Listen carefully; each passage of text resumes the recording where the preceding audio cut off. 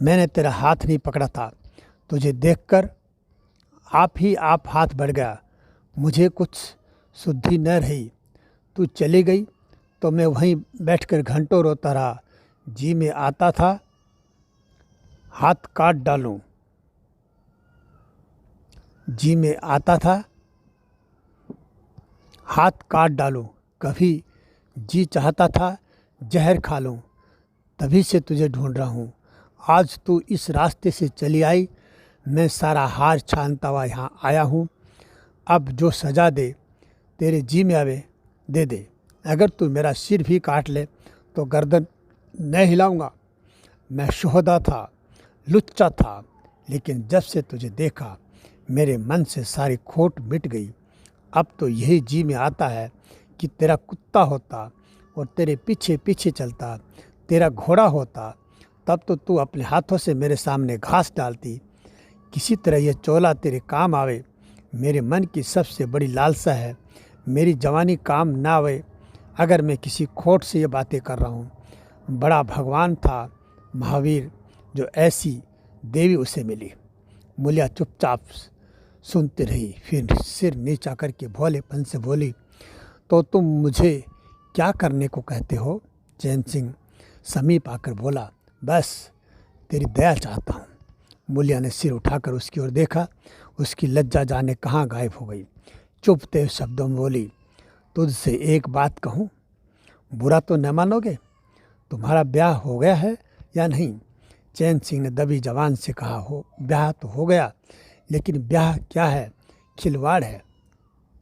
मूलिया के होठों पर अवहेलना की मुस्कान झलक पड़ी। बोली, फिर भी अगर मेरा आदमी तुम्हारी औरत से इसी तरह बातें करता तो तुम्हें कैसा लगता? तुम उसकी गर्दन काटने पर तैयार हो जाते कि नहीं? बोलो, क्या समझते हो कि महावीर चमार है तो उसकी देह में लहू नहीं है? उसमें उससे लज्जा नहीं है? अपनी मर्यादा का विचार नहीं है? मेरा रंग रूप तुम्हें भाता है क्या? घाट के किनारे मुझसे कई सुंदर औरतें नहीं घूमा करती? मैं उनके तलवों की बराबरी भी नहीं कर सकती। तुम उसमें से किसी से भी क्यों नहीं दया मांगते? क्या उनके पास दया नहीं है? मगर वहाँ तुम न जाओगे, क्योंकि वहाँ जाते तुम्हारी छाती दहलती है। मुझसे दया मांगते हो इसलिए न कि मैं चमारिन हूँ, नीची जाति हूँ, और नीची जाति की औरत जरा सी घुड़की, धमकी व जरा सी लालच से तुम्हारी मुट्ठी में आ जाएगी। कितना सस्ता सौदा है। ठाकुर हो न, ऐसा सस्ता सौदा क्यों छोड़ने लगे? चैन सिंह लज्जित होकर बोला, मुला, यह बात नहीं, मैं सच कहता हूँ। इसमें ऊंच नीच की बात नहीं, सब आदमी बराबर हैं। मैं तो तेरे चरणों पर सिर रखने को तैयार हूँ। मूलिया, इसलिए न कि जानते हो कि मैं कुछ नहीं कर सकती। जाकर किसी खत रानी के चरणों पर सिर रखो तो मालूम हो कि चरणों पर सिर रखने का क्या फल मिलता है। फिर यह सिर तुम्हारी गर्दन पर न रहेगा। चैन सिंह मारे शर्म के जमीन में गड़ा जाता था। उसका मुंह ऐसा सूख गया मानो महीनों की बीमारी से उठा हो। मुँह से बात न निकलती थी। मूलिया इतनी वाकपटु है, इसका उसे गुमान भी न था। मूलिया फिर बोली, मैं रोज़ बाजार जाती हूँ, बड़े बड़े घरों का हाल जानती हूँ। मुझे किसी बड़े घर का नाम बता दो जिसमें कोई साइस, कोई कोचवान, कोई कहार, कोई पंडा, कोई महाराज न घुसा बैठा हो। यह सब बड़े घरों की लीला है, और वह औरतें जो कुछ करती हैं ठीक करती हैं। उनके घरवाले भी तो चमारिनों और कहारिनों पर जान देते फिरते हैं। लेना देना बराबर हो जाता है। बेचारे गरीब आदमियों के लिए ये बातें कहाँ?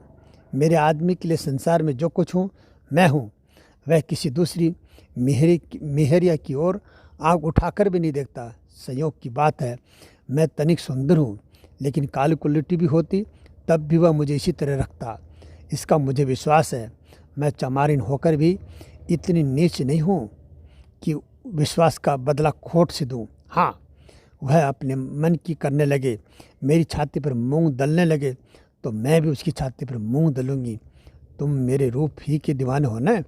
आज मुझे माता निकल आए, कानी हो जाऊं तो मेरी ओर ताकोगे भी नहीं। बोलो, झूठ कहती हो? चैन सिंह इनकार न कर सका। मूलिया ने उसी गर्व से भरे स्वर में कहा, लेकिन मेरी एक नहीं दोनों आँख फूट जाए तब भी वह मुझे इसी तरह रखेगा, मुझे उठावेगा, बैठावेगा, खिलावेगा। तुम चाहते हो मैं ऐसे आदमी के साथ कपट करूं? जाओ, अब मुझे कभी न छेड़ना, नहीं अच्छा न होगा। जवानी जोश है, बल है, दया है, साहस है, आत्मविश्वास है, गौरव है और सब कुछ जो जीवन को पवित्र, उज्जवल और पूर्ण बना देता है। जवानी का नशा घमंड है, निर्दयता, स्वार्थ है, शेखी है, विषय वासना है, कटुता है और सब कुछ जो जीवन को पशुता, विकार और पतन की ओर ले जाता है। चैन सिंह पर जवानी का नशा था। मूल्या के शीतल छींटों ने नशा उतार दिया। जैसे उबलती हुई चाशनी में पानी के छींटे पड़ जाने से फैन मिट जाता है, मैल निकल जाता है और निर्मल शुद्ध रस निकल आता है। जवानी का नशा जाता रहा, केवल जवानी रह गई। कामनी के शब्द जिस आसानी से दीन और ईमान को गारत कर सकते हैं, उतनी आसानी से उसका उद्धार भी कर सकते हैं। चैन सिंह उस दिन से दूसरा ही आदमी हो गया। गुस्सा उसकी नाक पर रहता था। बात बात पर मजदूरों को गालियाँ देता, डांटता, पीटता उसकी आदत थी। आसामी उससे थर थर काँपते थे। मजदूर उसे आते देखकर अपने काम में चुस्त हो जाते थे। पर जो ही उसने इधर पीठ फेरी और उन्होंने चिलम पीना शुरू किया, सब दिल में उससे जलते थे, उसे गालियाँ देते थे। मगर उस दिन से चैन सिंह इतना दयालु, इतना गंभीर, इतना सहनशील हो गया कि लोगों को आश्चर्य होता था। कई दिन गुजर गए थे। एक दिन संध्या समय चैन सिंह खेत देखने गया। पूर चल रहा था। उसे देखा एक जगह नाली टूटी हुई है, सारा पानी बह चला था। क्यारी में पानी बिल्कुल नहीं पहुँचता, मगर क्यारी बनाने वाली बुढ़िया चुपचाप बैठी है। उसे इसकी जरा भी फिक्र नहीं कि पानी क्यों नहीं आता। पहले यह दशा देखकर चैन सिंह आपे से बाहर हो जाता। उस औरत की उस दिन मजूरी काट लेता और पूर चलाने वालों को घुड़कियाँ जमाता। पर आज उसे क्रोध नहीं आया। उससे मिट्टी लेकर नाली बांध दी और खेत में जाकर बुढ़िया से बोला, तू यहाँ बैठी है और पानी सब बहा जा रहा है। बुढ़िया घबरा कर बोली, अभी खुल गई होगी राजा, मैं भी जाकर बंद की देता हूँ। ये कहती वो थर थर काँपने लगी। चैन सिंह ने उसकी दिलजोई करते हुए कहा, भाग मत, भाग मत, मैंने नाली बंद कर दी। बुढ़ऊ कई दिन से नहीं दिखाई दिए, कहीं काम पर जाते हैं कि नहीं? बुढ़िया गदगद होकर बोली, आजकल तो खाली ही बैठे भैया, कहीं काम नहीं लगता। चैन सिंह ने नम्र भाव से कहा, तो हमारे यहाँ लगा दे, थोड़ा सा सन रखा है, उसे काट दे। ये कहता हुआ कुएं की ओर चला गया। वहाँ 4 पूर चल रहे थे, पर इस वक्त 2 हकुए बैर खाने गए थे। चैन सिंह को देखते ही मजदूरों के होश उड़ गए। ठाकुर ने पूछा, 2 आदमी कहाँ गए? तो क्या जवाब देंगे? सब के सब डांट खाएंगे। बेचारे दिल में सहमे जा रहे थे। चैन सिंह ने पूछा, वह दोनों कहाँ चले गए? किसी के मुंह में आवाज़ न निकली। सहसा सामने से दोनों मजदूर धोती के एक कोने में बेर भरे आते दिखाई दिए। खुश खुश बात करते चले आ रहे थे। चैन सिंह पर निगाह पड़ी तो दोनों के प्राण सूख गए। पाँव मन भर के हो गए थे। अब न आते बनता था न जाते। दोनों समझ गए कि आज डांट पड़ी, शायद मजदूरी भी कट जाए। चाल धीमी पड़ गई। इतने में चैन सिंह ने पुकारा, बढ़ जाओ, बढ़ाओ, बढ़ाओ। कैसे बैर हैं, लाओ, जरा मुझे भी दो, मेरे ही पेट के हैं न। दोनों और भी सहम उठे। आज ठाकुर जीता न छोड़ेगा। कैसा मीठा मीठा बोल रहा है, उतनी ही भिगो भिगो कर लगाएगा। बेचारे और भी सिकुड़ गए। चैन सिंह ने कहा, जल्दी से आओ जी, पक्की पक्की सब मैं ले लूँगा। जरा एक आदमी लपक कर घर से थोड़ा नमक ले लो। तुम भी दोनों आ जाओ। उस पेड़ के बेर मीठे होते हैं, बेर खा लें, काम तो करना ही है। दोनों भगोड़ों को कुछ ढारस हुआ। सभी ने जाकर बेर चैन सिंह के आगे डाल दिए और पक्के पक्के छाट कर उसे देने लगे। एक आदमी नमक लाने दौड़ा। आधा घंटे तक चारों पूर बंद रहे। जब सब बेर उड़ गए, ठाकुर चलने लगे तो दोनों अपराधी ने हाथ जोड़कर कहा, भैया जी, आज जान बख्शी हो जाए, बड़ी भूख लगी थी, नहीं तो कभी न जाते। चैन सिंह ने नम्रता से कहा, तो इसमें बुराई क्या हुई? मैंने भी तो बेर खाए हैं। एक आधा घंटे का हर्ज हुआ, यही न? तुम चाहोगे तो घंटे भर का काम आधा घंटे में कर दोगे, न चाहोगे दिन भर में भी घंटे भर का काम न करोगे। चैन सिंह चला गया तो चारों बातें करने लगे। एक ने कहा, मालिक इस तरह रहे तो काम करने में जी लगता है, यह नहीं कि हरदम छाती पर सवार। दूसरा, मैंने तो समझा आज कच्चा ही खा जाएगा। तीसरा, कई दिन से देखता हूँ मिजाज नरम हो गया। चौथा, सांझ को पूरी मजदूरी मिले तो कहना। पहला, तुम तो हो गोबर गणेश, आदमी का रुख नहीं पहचानते। दूसरा, अब खूब दिल लगाकर काम करेंगे। तीसरा, और क्या, जब उन्होंने हमारे ऊपर छोड़ दिया तो हमारा भी धर्म है कि कोई कसर न छोड़े। चौथा, मुझे तो भैया ठाकुर पर अब भी विश्वास नहीं आता। एक दिन चैन सिंह किसी काम से कचहरी जाना था।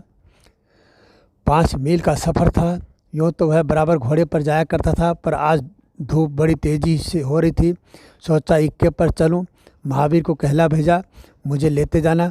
कोई 9 बजे महावीर ने पुकारा। चैन सिंह तैयार बैठा था, चटपट एक्के पर बैठ गया, मगर घोड़ा इतना दुबला पतला हो रहा था, एक्के की गद्दी इतनी मैली और फटी हुई थी, सारा सामान इतना रद्दी की चैन सिंह को उस पर बैठते शर्म आई। पूछा, ये सामान क्यों बिगड़ा हुआ महावीर? तुम्हारा घोड़ा तो इतना दुबला कभी न था, क्या आजकल सवारियाँ कम हैं क्या? महावीर ने कहा, नहीं मालिक, सवारियाँ काहे नहीं, मगर लारियों के सामने एक्के को कौन पूछता है? कहाँ 2, 2.5, 3 की मजदूरी करके घर लौटता था, कहाँ अब 20 आने पैसे भी नहीं मिलते। क्या जानवर को खिलाऊं, क्या आप खाऊं? बड़ी विपत्ति में पड़ा हूँ। सोचता हूँ एक का घोड़ा बेच कर आप लोगों की मजदूरी कर लूँ, पर कोई गाहक नहीं लगता। ज़्यादा नहीं तो 12 आने तो घोड़े ही को चाहिए, घास ऊपर से। जब अपना ही पेट नहीं चलता तो जानवर की कौन पूछे? चैन सिंह ने उसे फटे हुए कुर्ते की धोती को देखकर कहा, 2-4 बीघे खेती क्यों नहीं कर लेते? महावीर सिर झुकाकर बोला, खेती के लिए बड़ा पौरुष चाहिए मालिक। मैंने तो यही सोचा कि कोई गाहक लग जाए तो इक्के को औने पौने में निकाल दूं, फिर घास छीलकर बाजार ले जाया करूं। आजकल सास पतोहू दोनों छीलती हैं, तब जाकर 10-12 आने पैसे नसीब होते हैं। चैन सिंह ने पूछा, तो बुढ़िया बाजार जाती होगी?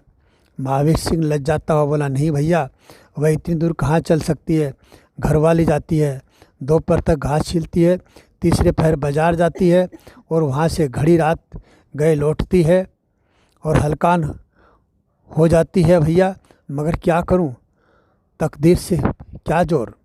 चैन सिंह कचहरी पहुंच गए और महावीर सवारियों की टोह में इधर उधर इक्के को घुमाता हुआ शहर की तरफ चला गया। चैन सिंह ने उसे 5 बजे आने को कह दिया। कोई 4 बजे चैन सिंह कचहरी से फुर्सत पाकर बाहर निकले।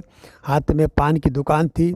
जरा और आगे बढ़कर एक घना बरगद का पेड़ था, उसकी छाँव में बिसोई तांगे इक्के फिटने खड़ी थी। घोड़े खोल दिए गए थे। वकीलों, मुख्तारों और अफसरों की सवारियां यहीं खड़ी रहती थी।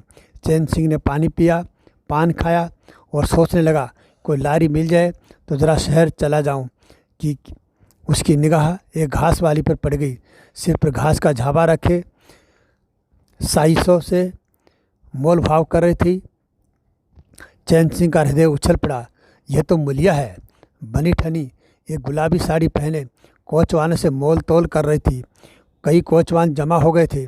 कोई उससे दिलगी करता, कोई घूरता था, कोई हंसता था। एक काले कलूटे कोचवान ने कहा, मुला, घास तो उड़ के अधिक से अधिक 6 आने की है। मुलिया ने उन्माद पैदा करने वाली आंखों से देखकर कहा, 6 आने पर लेना है तो सामने घसियारी ने बैठी है, चले जाओ, 2-4 पैसे कम में पा जाओगे। मेरी घास तो 12 आने में ही जाएगी। एक अधेड़ कोचवान ने फिटन के ऊपर से कहा, तेरा जमाना है, 12 आने नहीं, 1 रुपया मांग लेने वाले झक मारेंगे और लेंगे। निकलने दे वकीलों को, अब देर नहीं है। एक तांगे वाले ने, जो गुलाबी पगड़ी बांधे हुए था, बोला। बुढ़ऊ के मुंह में पानी भराया। अब मुलिया काहे को किसी की ओर देखेगी। चैन सिंह को ऐसा क्रोध आया रहा था कि इन दुष्टों को जूते से पीटे। सब के सब कैसे उसकी ओर टकटकी लगा ताक रहे हैं, आंखों से पी जाएंगे। और मुलिया भी यहाँ कितनी खुश है, न लजाती है, न झिझकती है, न दबती है। कैसा मुस्किरा मुस्कुरा रसीली आंखों से देख देख कर, सिर का आंचल खिसका खिसका कर, मुंह मोड़ मोड़ कर बातें कर रही है। वही मूलिया जो शेरनी की तरह तड़प उठी थी। इतने में 4 बजे अमले और वकील मुख्तारों का मेला सा निकल पड़ा। अमले लारियों पर दौड़े, मुख्तार इन सवारी की ओर ले चले, सवारियों को और ले चले। वकील मुख्तार इन सवारियों की ओर चले। कोच वालों ने चटपट घोड़े जोते। कई महाशयों ने मूलिया को रसिक नेत्रों से देखा और अपनी अपनी गाड़ियों पर जा बैठे। एकाएक मूलिया घास का झापा लिए उस फिटन के पीछे दौड़ी। फिटन में एक अंग्रेज फैशन के जवान वकील साहब बैठे थे। उन्होंने पावदान पर घास रखवा ली और जेब से कुछ निकाल कर मूलिया को दे दिया। मूलिया मुस्कुराई। दोनों में कुछ बातें भी हुई जो चैन सिंह न सुन सका। एक क्षण में मूलिया प्रसन्न मुख घर की ओर चली। चैन सिंह पान वाले की दुकान पर विस्मृति की दशा में खड़ा रहा। पान वाले ने दुकान बढ़ाई, कपड़ा पहने और कैबिन का द्वार बंद करके नीचे उतरा तो चैन सिंह की समाधि टूटी। पूछा, क्या दुकान बंद कर दी? पान वाले ने सहानुभूति दिखाकर कहा, इसकी दवा करो ठाकुर साहब, यह बीमारी अच्छी नहीं है। चैन सिंह ने चकित होकर पूछा, कैसी बीमारी? पानवाला बोला, कैसी बीमारी? आधा घंटे से यहाँ खड़े हो जैसे कोई मुर्दा खड़ा हो। सारी कचहरी खाली हो गई, सब दुकानें बंद हो गई, मेहतर तक झाड़ू लगाकर चल दिए और तुम्हें कुछ खबर हुई? यह बुरी बीमारी है, जल्दी दवा कर डालो। चैन सिंह ने छड़ी संभाली, फाटे की ओर चला। महावीर का एक्का सामने से आता दिखाई दिया। कुछ दूर एक्का निकल गया तो चैन सिंह ने पूछा, आज कितने पैसे कमाए? महावीर ने हंसकर कहा, आज तो मालिक दिन भर खड़ा रहा, किसी ने बेगार में भी न पकड़ा, ऊपर से 4 पैसे की बीड़िया भी पी गया। चैन सिंह ने जरा देर के बाद कहा, मेरी एक सलाह है, तुम मुझसे 1 रुपया रोज़ लिया करो। बस जब मैं बुलाऊं तो इक्का लेकर चले आया करो, तब तो तुम्हारी घरवाली को घास लेकर बाजार न जाना पड़ेगा। बोलो मंजूर है? महावीर ने सजल आंखों से देखकर कहा, मालिक आप ही का तो खाता हूँ, आपकी प्रजा हूँ, जब मर्जी हो पकड़ मंगवाइए, आपसे रुपये। चैन सिंह ने बात काट कर कहा, नहीं, मैं तुमसे बेगार नहीं लेना चाहता हूँ, तुम मुझसे 1 रुपया रोज़ ले जाया करो, घास लेकर घास वाली को बाजार मत भेजा करो। तुम्हारी आबरू मेरी आबरू है, और भी रुपये पैसे का जब काम लगे बेखटके चले आया करो। हाँ देखो, मूलिया से इस बात की भूल कर भी चर्चा न करना, क्या फ़ायदा। कई दिनों बाद संध्या समय मूलिया चैन सिंह से मिली। चैन सिंह आसामियों से माल गुजारी करके घर की ओर लपका जा रहा था कि उसी जगह जहाँ मूलिया की बाँह पकड़ी थी, मूलिया की आवाज़ कानों में आई। उसने ठिठक कर देखा तो मूलिया दौड़ी आ रही थी। बोला, क्या है मुल्ला, क्यों दौड़ती हो? मैं तो खड़ा हूँ। मूलिया ने हाँफते हुए कहा, कई दिन से तुमसे मिलना चाहती थी, आज तुम्हें आते देखा तो दौड़ी, अब मैं घास बेचने नहीं जाती। चैन सिंह ने कहा, बहुत अच्छी बात है, क्या तुमने कभी मुझे घास बेचते देखा है? हाँ, एक दिन देखा था। क्या महावीर ने तुझसे सब कह डाला? मैंने तो मना कर दिया था। वह मुझसे कोई बात नहीं छिपाता। दोनों एक क्षण चुप खड़े रहे, किसी को कोई बात न सूझती थी। एकाएक मूलिया ने मुस्कुरा कर कहा, यहाँ तुमने मेरी बाँह पकड़ी थी।